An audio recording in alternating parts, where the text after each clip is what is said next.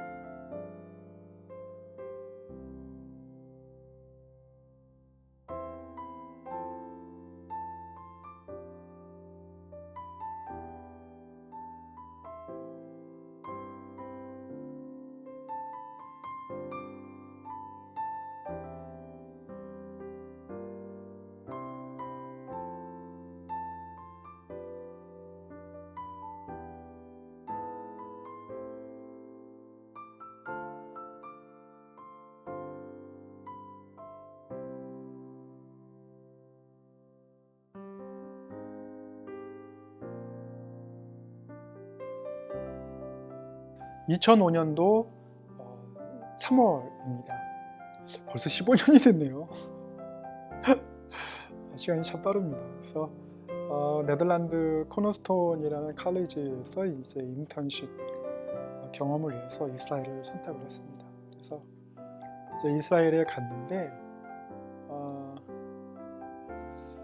보통 이제 그 유럽에서 또는 뭐 심지어 지금 미국도 그렇고 뭐가 있냐면 그 엔티 세미티즘이라고 있습니다. 그래서 엔타이 세미티즘이라서 반유대주의. 이 반유대주의의 그 기원은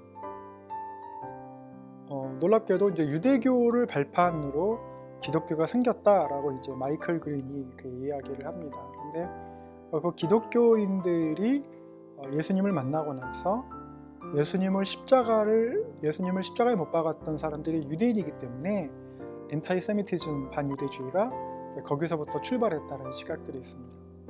그리고 이제 그 예수님을 십자가에 못 박아라 이야기하면서 말씀에 그 피를 우리에게 돌려라 이렇게 얘기하면서 유대인 학살로 인해서 이루어진 게 아니냐라는 시각도 있고요. 뭐 그거야 각자 뭐 개인의 시각이니까 뭐 객관적이다 진리다 이렇게 말하기는 어렵고 다만 이제 그러한 그 기저에 깔린 의견들을 가지고 알게 모르게 이제 우리들도 미디어를 통해서 세뇌가 되어 있잖아요. 근데 직접 경험하지 않으면 그냥 그 사람들은 그런가 보다 이야기를 합니다. 그런데 2005년 3월에 어느 날 예루살렘에서 이제 그 올드시티에서 그 무기또 그 아마겟돈이 일어난다고 예언하는 장소가 바로 이제 무기또인데 무기또를 가기 위해서 이제 걸어서 터미널 쪽으로 가다가 아침을 먹어야 돼서 한 상점에 들어갔습니다. 상점에 들어가니까 샌드위치인데 이 중동의 샌드위치는 좀 큽니다. 그래가지고 어떤 샌드위치냐면 바게트 샌드위치예요. 그래서 이렇게 뭐죠? 이렇게 팔뚝만한 샌드위치입니다. 그래서 가격을 보니까 이제 뉴 이스라엘 세겔이라고 해서 이렇게 있습니다. 근데 그 뉴 이스라엘 세겔로 17세겔이더라고요. 그래서 20세겔짜리 지폐를 줬습니다. 그래서 이제 그 팔뚝만한 샌드위치를 받아들고 이제 기다렸죠. 왜냐면 20세겔 빼기 17세겔은 3세겔이죠. 잔돈을 받기 위해서 기다렸습니다. 잔돈을 받기 위해서 기다렸는데 안 주는 거예요. 그래서 제가 또 얘기를 했죠. Excuse me 그러면서 3세겔을 달라. 잔돈을 체인지라고 하는데 체인지를 달라. 그랬더니 이 유대인이 그 이제 그 인종차별 비슷한 느낌을 주는 제스처들이 좀 있습니다. 근데 좀 무시하는 듯한 눈빛을 보내면서 안 주는 거예요. 그리고 무시하는 거예요. 설명 없고. 그래서 제가 재차 얘기했습니다. 3세겔 달라. 아침부터 좀 안 좋더라고요. 그런데 제가 강력하게 얘기를 하니까 그 사람이 사실은 이게 20세겔인데 내가 저 표시를 17세겔 가격표를 안 바꿨다. 미안하다. 하면서 20세겔로 얘기를 하든지 아니면 그냥 17세겔로 오늘 받고 3세겔 나눠주고 가격표를 20세겔을 바꿔야 되는데 이 사람이 아무 말 안 하고 갑자기 딱 뒤돌아서 가격표를 보더니 지워요. 이렇게 분필 있잖아요. 분필 같은 걸로 딱 그래서 손으로 막 지우더니 20 딱 쓰는 거예요. 그래서 내가 화가 나가지고 이렇게 물어봤죠. What are you doing? 이렇게 얘기했습니다. 그랬더니 오늘부터 20세겔 이렇게 얘기를 하는 거여서 한국에서는 상상할 수 없는 일을 하더라고요. 그래서 그게 말이 되냐? 오늘부터 20세겔이라니까 오늘부터 20세겔이라고 딱 얘기를 하는 거예요. 단호하게. 제가 첫 손님이었는지 몇째 손님이었는지는 모르겠습니다. 근데 제가 보는 앞에서 그래서 제가 그 유대인에 대한 그 2차 대전에서 사실은 히틀러가 유대인을 학살한 이유가 이제 유대인들이 너무 경제권을 많이 갖고 있고 독일인들은 이제 굶어가고 해서 유대인에 대한 혐오가 굉장히 많았고 이제 반유대주의가 극치에 이제 달았던 시대라고 할 수 있습니다. 그래서 굉장히 유대인을 표현할 때 그 당시에 서파를 보면 도둑이라든지 돼지라든지 이런 표현들을 이렇게 그림에 넣어서 반유대주의를 이렇게 표출한 경우가 있었고 뉴욕 같은 경우도 유색인종과 유대인 출입 금지 이렇게 써 있으니까 유색인종과 유대인 이렇게 해서 그 출입 금지 표시가 있었던 때가 있었습니다. 그런데 이제 그때의 역사성의 를 2000년대에 이제 경험하는 거죠. 그래서 어떻게 이제 반응을 했냐면 갑자기 그런 그 유대인은 사기꾼 근성이 있구나 이런 생각이 들어서 돈도 거슬러 받지 않고 환불받지도 않고 뭐라고 했냐면 샌드위치 주면서 잘 먹고 잘 살라고. 그래서 이제 화가 나서 나왔죠. 그랬더니 그 사람이 샌드위치를 들고 와서 막 뭐라고 하더라고요. Sir 무슨 뭐라고 하는데 들을 필요도 없고 가치도 없다라는 생각이 딱 들어서 왜냐면 속임을 당한다, 인종차별을 당한다는 생각이 들어서 그렇게 했습니다. 그리고 나서 이제 그 불쾌감을 막 그 옆에 있는 우리 네덜란드 친구하고 독일 친구하고 얘기를 하면서 불쾌감을 표시하면서 이제 왔어요. 근데 터미널에 갔더니 무기또 가는 표를 끊어야 되잖아요. 그래서 현찰을 주고 이제 카드가 없기 때문에 현찰을 주고 표를 끊었습니다. 그래서 잔돈을 주더라고요. 그래서 그 잔돈이 지폐하고 그 동전들이 있기 때문에 표도 챙겨야 되고 해서 지갑에다가 표도 넣고 지폐 잔돈도 넣고 하고 그러는데 그 사람이 갑자기 어떤 행동을 하냐면 여러분 놀라지 마십시오. 이렇게 되는 개찰구 있지 않습니까? 반원으로 돼. 거기서 손이 싹 나오는데 나머지 잔돈을 안으로 싹 끌어당기는 거예요.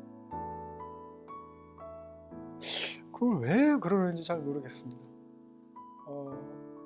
식당이나 커피숍 같은 데에서 팁을 요구했다면 그렇게 줄 수도 있는데 이제 버스표 사는 곳에서 딱 해도 돈을 싹 가져가더라고요. 그래서 아까 했던 질문을 또 했습니다. What are you doing? 그랬더니 아무 말 안 하고 있는 거예요. 그래서 Give me my change back. 돌려달라고 했죠. 그랬더니 그 사람이 뭐라고 하십니까? How much? 얼마를 돌려줄까?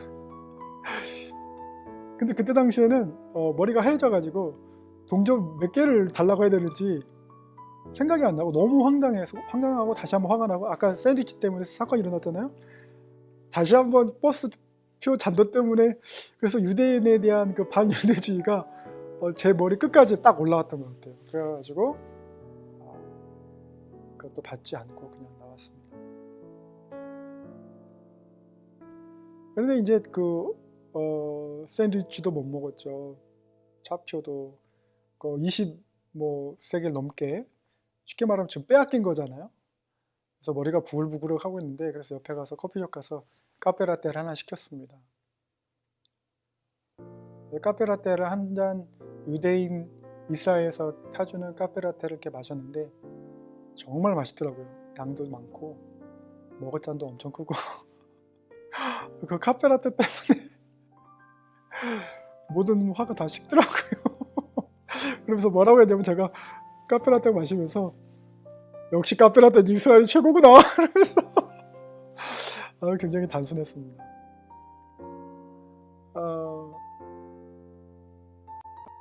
그래서 유대인들을 볼 때 탐욕스럽다라는 생각을 했어요.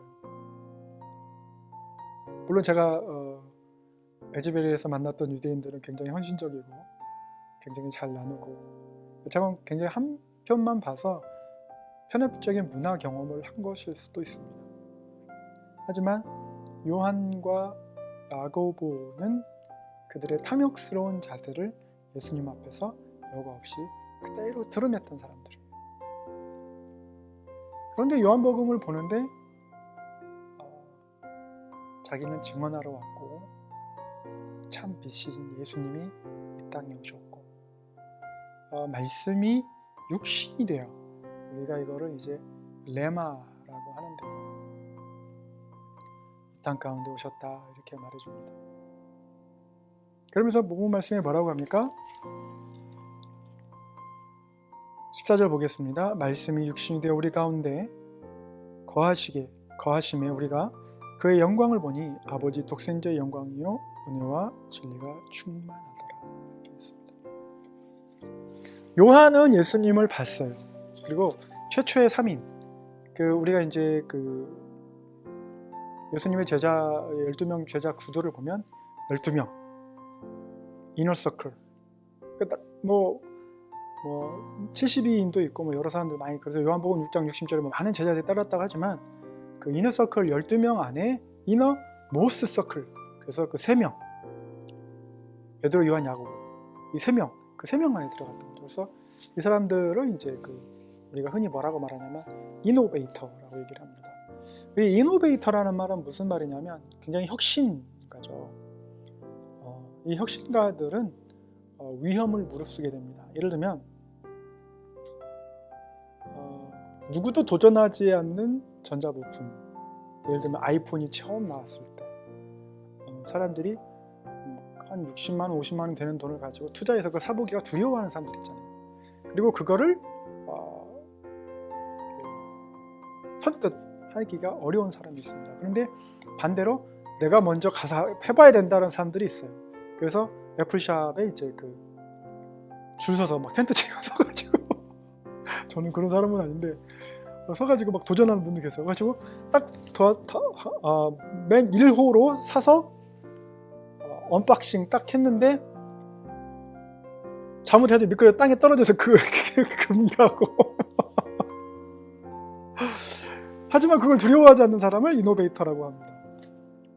그 다음에 이제 9명, 베드로, 요한, 야고보 빼고 나머지 9명을 이제 우리가 보통 얼리 어답터라고 얘기합니다. 그래서 이제 얼리 어답터들은 빨리 애플 스토어 가서 이제 그런 제품도 사가지고 언박싱하면서 이제 유튜브에 올리고 이러고 하죠.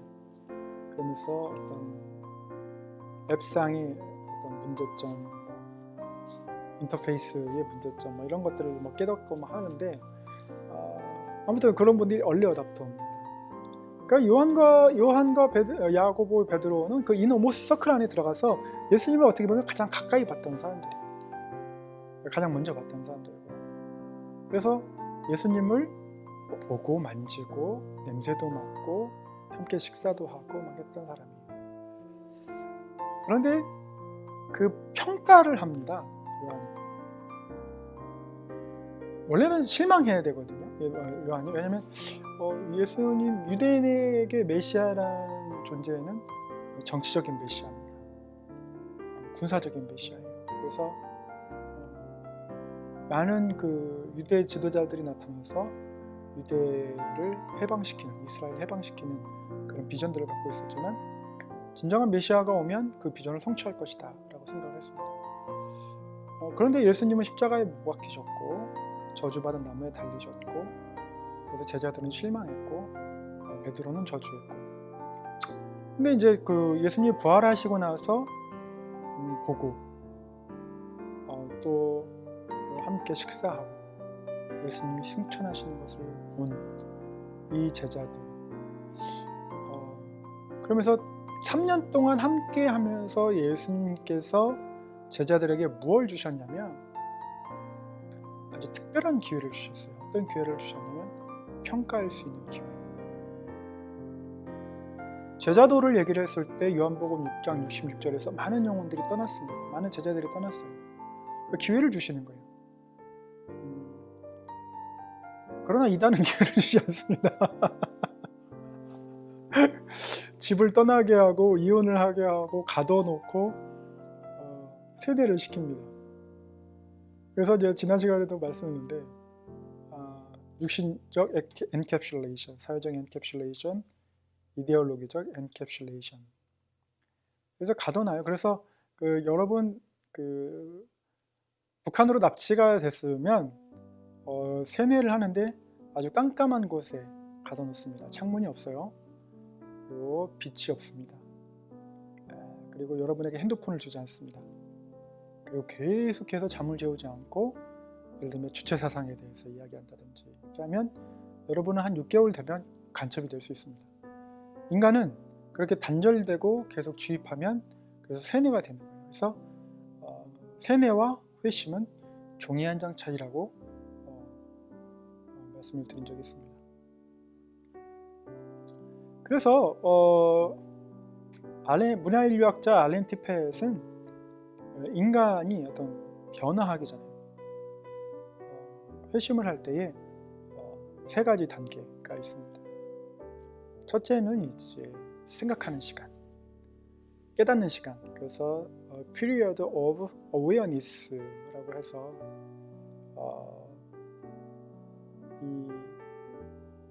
그 PA 기간이 있습니다. 그 다음에 period of development라는 기간이 있습니다. 그래서 자기가 이 기간 동안에 깨닫고 마음을 바꾸고, period of incorporation에서 PI 기간이 있습니다. 그래서 이 PI 기간은 이제 협력하는 거예요. 예수님께서 마태복음 28장 19절에서 20절에서 지상명령을 얘기를 해주셨는데, 말이 그렇지 자기가 생명을 걸고 전도한다? 그게 어떻게 가능하겠습니까? 뭐 지하드라든지 탈레반이라든지 북한의 간첩이라든지 어떤 세뇌를 당해서 어려서부터 이렇게 하면 이렇게 될 것이다 라고 이제 했을 때 이 엔캡슐레이션 가둠이 절대적이에요. 이게 없으면 사람이 세뇌가 되질 않아요. 브레인워시가 되지 않아요. 그러니까 보통 우리나라도 80년대 막 이렇게 보면 간첩 만들고 가짜 자백서 만드는 게 일단 가두잖아요. 육신적으로 가두고 사회적으로 연락 못하게 하고, 그 다음에 이데올로기로 주입하는데 고문을 하잖아요. 그래서 자백서를 쓰게 하고 그 거짓 자백서로 막 10년, 20년 사는 거잖아요. 그러니까 국가인권위원회가 이걸 밝혀내기 전까지는 나는 계속 위장 간첩인 거예요. 그러니까 그와 같이 무서운 건데 목숨을 걸게 하고 그것도 기쁨으로 순교하게 한다고 아무리 세뇌한다고 해도 그거는 조금 어렵습니다.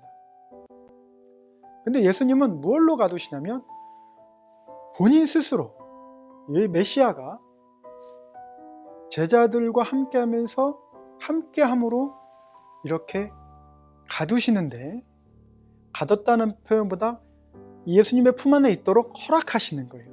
오시에서 허락하시는 건데, 제자들은 언제든지 요한복음 6장 60절에서 보는 것처럼 떠날 수 있어요. 그래서 예수님께서 베드로에게 뭐라고 말씀하십니까?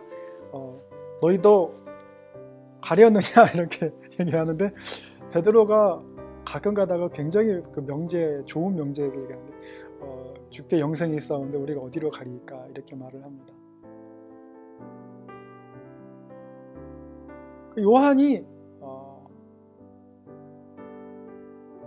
예수 그리스도를 보고 은혜와 진리가 충만하다 이렇게 평가를 읽지 않습니까? 그는 참된 메시아고 그가 진정한 그리스도, 어노인티드 원, 기름 부음 받은 자, 하나님이 약속했던 메시아임을 이제 선언하는 거예요. 이게 강제적인 세뇌로 될 수 없습니다.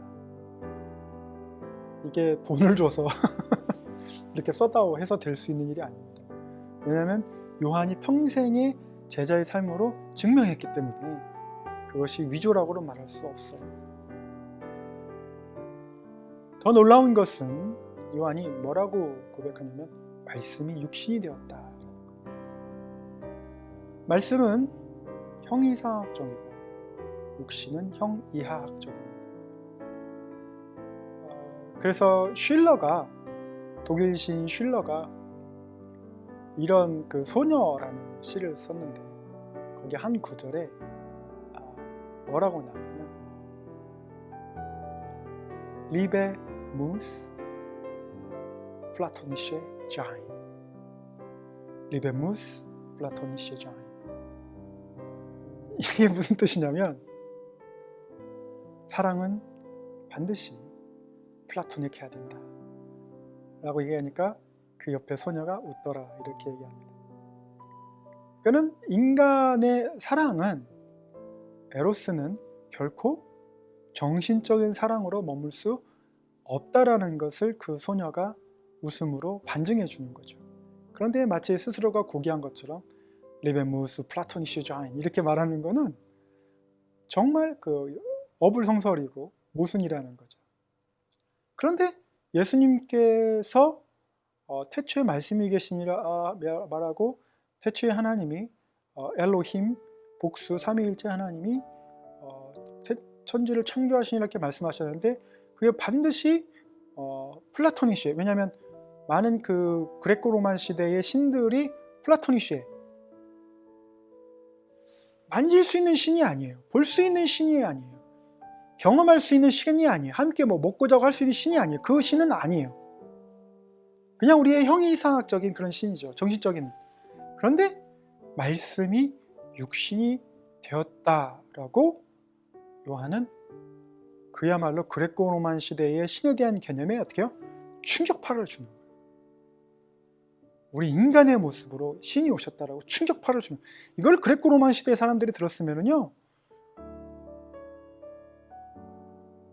말을 못하는 거죠. 왜냐하면 구약 시대의 이스라엘 백성은 홍해 사건, 출애굽 사건이 어떻게 해요?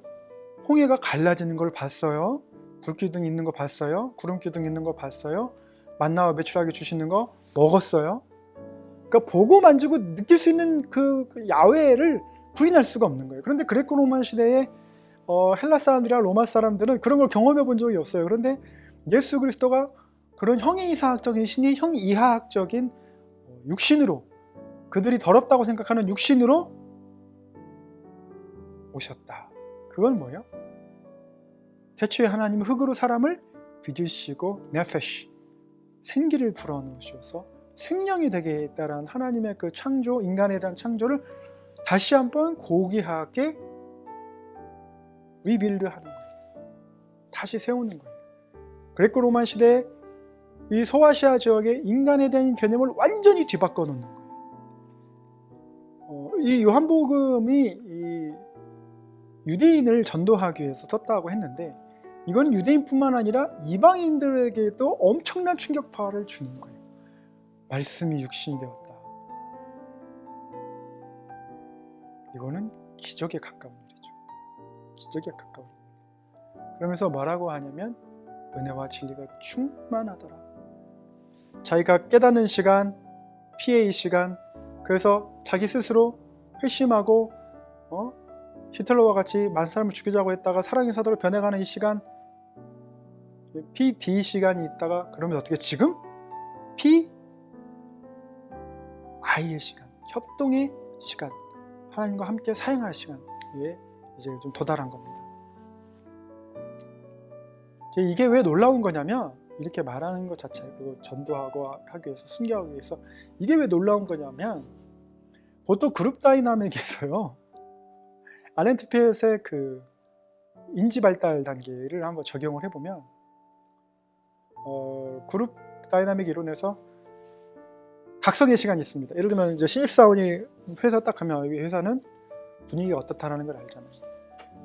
그리고 이제 디벨롭먼트 시간이 있습니다. 자기가 스스로 개발하는 시간이죠. 이 일은 이렇게 하고, 저 사람은 저렇게 대하고, 상사는 이렇게 대하고, 부하 직원은 이렇게 대하고 해서 막 해요. 그런데 그룹 다이나믹 이론에서 한 가지 말하는 게 뭐냐면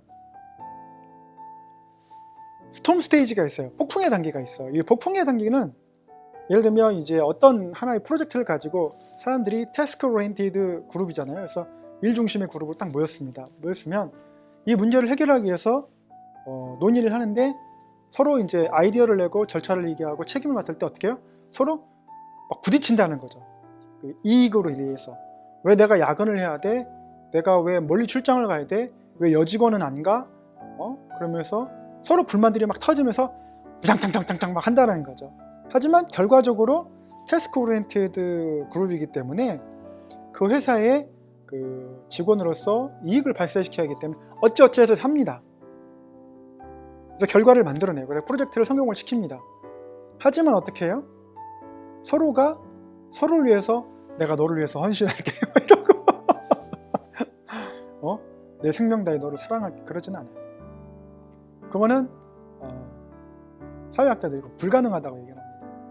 그냥 월급 때문에 나가는 거고 내가 로또가 되면 당장이라도 때려치울 수 있고 때려치우는 것은 뭐 쉬운 일이지만 내가 나를 힘들게 했던 뭐 직장 상사에게 해코지를 한다든지 뭐